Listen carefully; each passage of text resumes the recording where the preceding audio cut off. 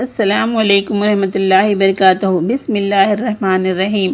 سورہ نمبر 2 آیت نمبر 185 میں اللہ رب العالمین فرماتے ہیں، یہ رمضان کا مہینہ ہے جس میں قرآن نازل کیا گیا۔ قرآن انسانوں کے لیے ہدایت ہے اور ہدایت کی روشن دلیل اور فرقان، حق کو باطل سے جدا کرنے والا۔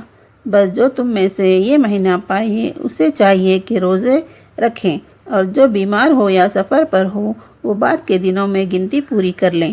اللہ تمہارے لیے آسانی چاہتا ہے اور دشواری نہیں چاہتا، اور تاکہ تم گنتی پوری کرو اور تاکہ تم اللہ کی بڑائی بیان کرو اللہ پر کہ اللہ نے تمہیں ہدایت دی، اور تاکہ تم شکر ادا کرو۔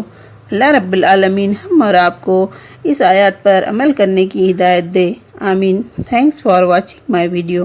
جزاک اللہ خیر۔